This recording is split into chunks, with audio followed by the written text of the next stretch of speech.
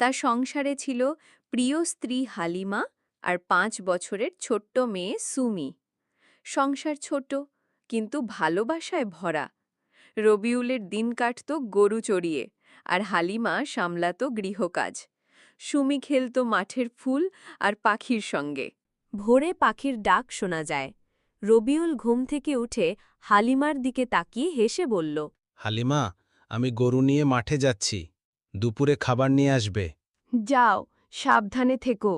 বেশি রোদে গরুগুলারে কষ্ট দিবে না। সুমি বাবার কাছে আসলো। আব্বু, আমাকেও নিয়ে যাও না। না মা, তুই ছোট্ট পাখি, মাঠের কাঁটা তোর পায়ে লাগবে, বাড়িতেই থাক।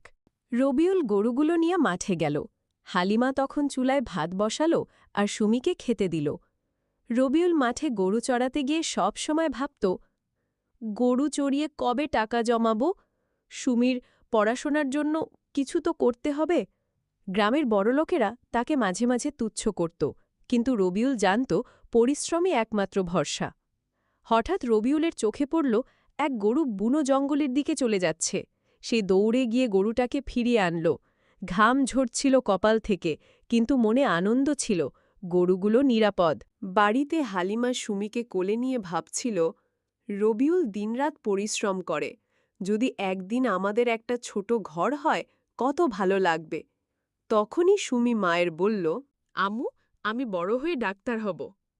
হালিমা হেসে বলল, হ্যাঁ মা, তুই ডাক্তার হবি, আমাদের কষ্ট দূর হইব। পুরে হালিমা খাবার নিয়ে মাঠে গেল। গাছের ছায়ায় রবিউল বসেছিল। নাও, ভাত আর ডাল আনছি। তারা একসাথে খেতে খেতে সুমি খেলছিল ঘাসের সঙ্গে। পাখির ডাক, হাওয়ার শীতল বরস, সব মেলে আনন্দের মুহূর্ত।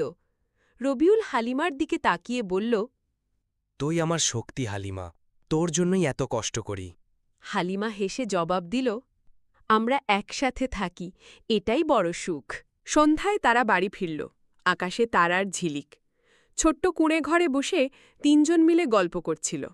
রবিউল সুমির চুলে হাত বুলিয়ে বলল, মা, তুই পড়াশোনা করবি, অনেক বড় হবি। সুমি হাসল, হ্যাঁ আব্বু, আমি ডাক্তার হব। সেই রাতে তারা তিনজন ঘরের বিছানায় শুয়েছিল। কষ্ট ছিল, কিন্তু মনের ভেতর সুখ আর স্বপ্নের আলো ছিল অগাধ। গল্পের